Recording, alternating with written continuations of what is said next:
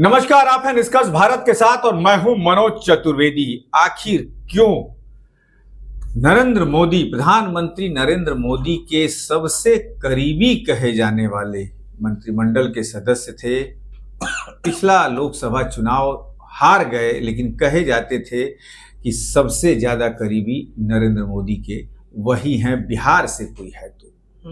बात यह भी चल रही थी कि हार जाने के बाद भी कहीं ना कहीं उनको राज्यपाल बनाने की भी बात चल रही थी। बिल्कुल जी हाँ, मैं बात कर रहा हूं आरा के पूर्व सांसद, केंद्र सरकार में मंत्री आरके सिंह की, जो पिछला लोकसभा चुनाव 2024 का हार गए। जी हाँ, लेकिन आज उन्होंने मीडिया में जो ये वक्तव्य दिया है कि मुझे जानबूझकर भाजपा के कुछ नेताओं ने पैसा देकर पवन सिंह को खड़ा किया और मुझे हराया गया। मुझे भी ये बात समझ में नहीं आई कि पवन सिंह खड़ा तो हुए दूसरे जगह से, आप खड़े थे आरा से, और वहां से जो है वो सुदामा प्रसाद जो हैं वो जीते हैं, माले सीपीआई माले के। अभी तक पत्रकारों को भी ये बात समझ में नहीं आ रही है कि भाई पवन सिंह आरा से कैसे आपको हरा दिए। बहरहाल, लेकिन बात में एक जगह कहीं ना कहीं रत्नेश जो आ रही है बातें राजनीतिक गलियारों से कि बीजेपी इस बार इस मूड में है कि अपने तमाम जो उनके हारे हुए सांसद या पुराने नेता जो अपने को दिग्गज कहते हैं जी, उनको बिहार विधानसभा का चुनाव लड़वाया जाए। उसमें आरके सिंह भी हैं, उसमें रामकृपाल यादव भी हैं जी, उसमें और भी तमाम लोग हैं जो अपने को कद्दावर, हो सकता है उसमें अश्विनी चौबे भी हैं कि भैया जरा विधानसभा का चुनाव लड़ लीजिए। तो आप समझ सकते हैं, केंद्रीय मंत्री सांसद रहे अश्विनी चौबे भी, रामकृपाल यादव भी मंत्री रहे, आरके सिंह भी मंत्री रहे, और यदि अब विधानसभा का चुनाव लड़े और कहीं मुंह की खानी पड़ी तो सोच लीजिए कि इज्जत का क्या होगा। सब जो वो है ना 56 इंची का सीना बनाते हैं, मटिया मेट हो जाएगा। और तब इसी को कहते हैं राजनीतिक दांव फेंकना कि भाजपा के कुछ लोग मिलके पवन सिंह को पैसा देके हमें हरा दिए। हमारे साथ रत्नेश हैं, रत्नेश पांडे, और इसी पर चर्चा करेंगे कि ये दांव जो आरके सिंह के तरफ से फेंका गया है वो कहां तक सफल होगा। रत्नेश जी, पूरी कहानी और भूमिका मैंने बता दी, अब आपकी क्या राय है? बहुत बहुत शुक्रिया, और बहुत अच्छी भूमिका आपने बनाई है।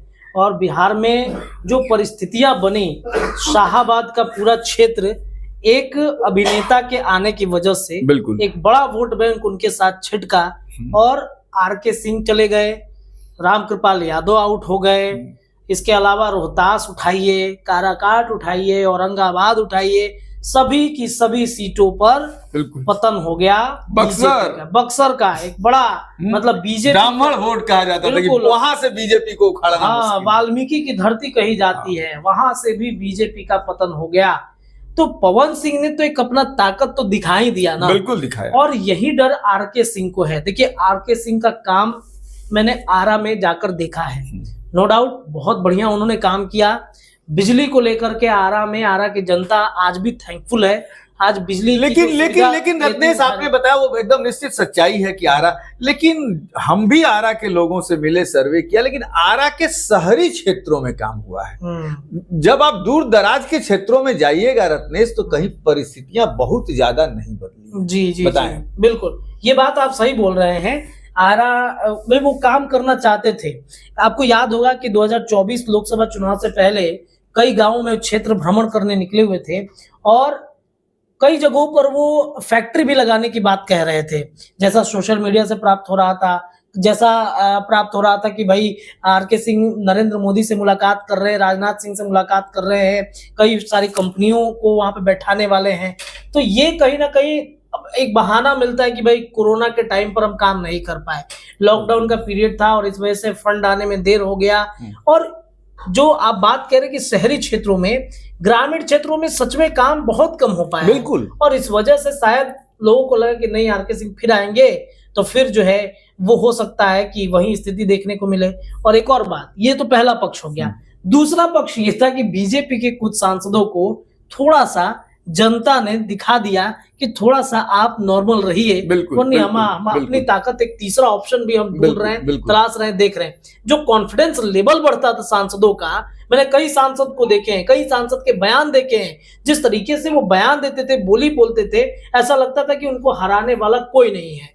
निरहुआ आपने देखा कैसे आजमगढ़ में पहली बार जब उतरे थे, तो मुझे हराने वाला भगवान भी नहीं है, क्या नहीं है, क्या क्या बयान वो देते थे, इस वजह से काफी चर्चा होती थी और हार गए। दूसरी बार ठंडा के चुनाव लड़े, जीत गए। तो यही हाल बीजेपी के कुछ सांसदों का था बिहार में, और इस वजह से मुझे लगता है कि कुछ जो जनता है उसने ठंडा दिया। और यही जो दर्द है अब छलक करके सामने आ रहा है। बीजेपी ने भी एक्सपेरिमेंट किया, राजपूत वोट बैंक को एक मतलब कुछ नेता राजपूत के हिमायती बताते हैं कि हम राजपूत के हिमायती हैं, राजपूत मतलब फल्ला चिल्ला ढिमका सिंह जो भी नेता है वो है।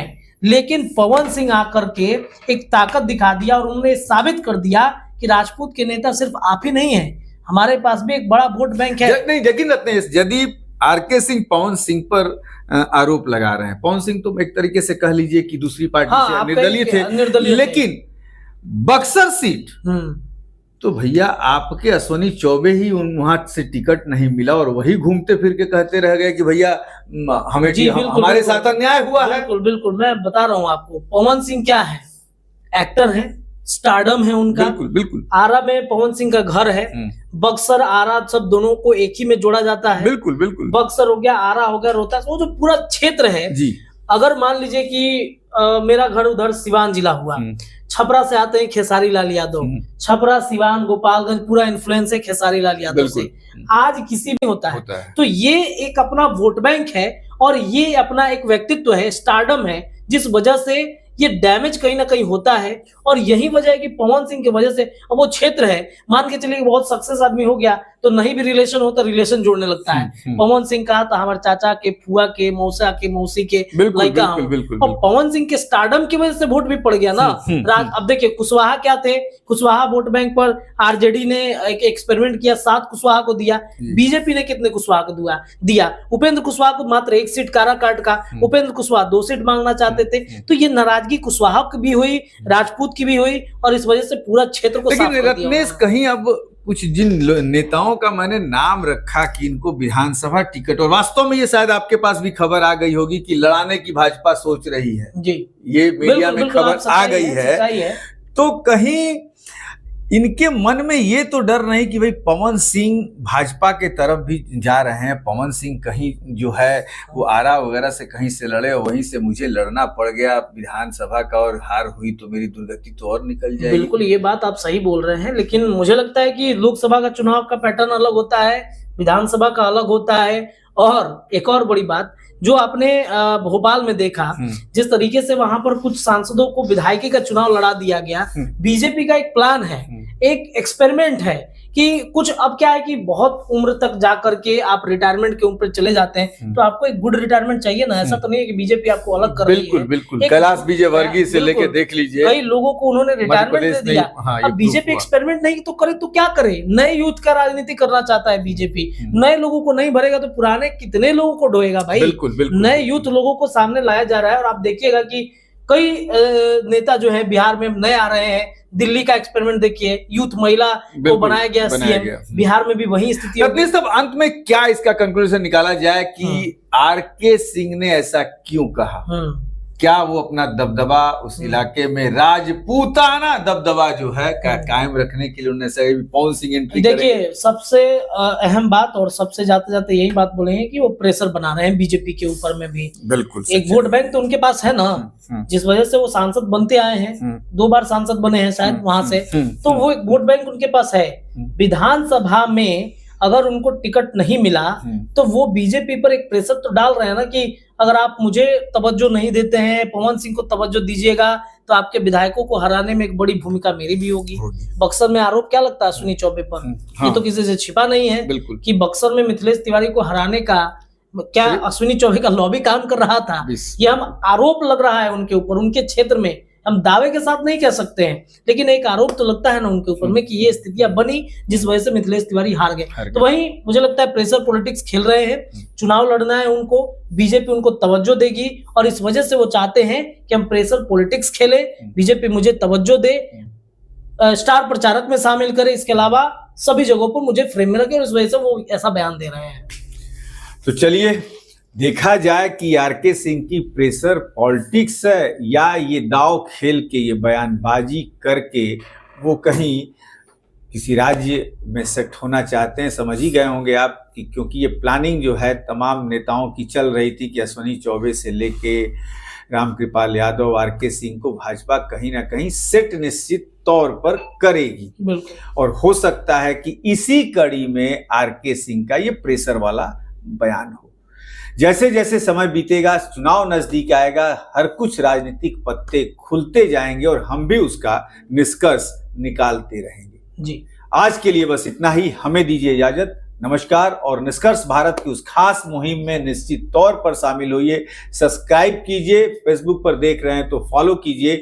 यदि आपके आसपास है कोई ऐसी खबर जो है सरकार तक नहीं पहुंच रही है, अधिकारियों तक नहीं पहुंच रही है, तो हमारे व्हाट्सएप नंबर पर आप भेज दें, हम उस खबर की तहकीकात करके निश्चित तौर पर सरकार तक पहुंचाने की कोशिश करेंगे।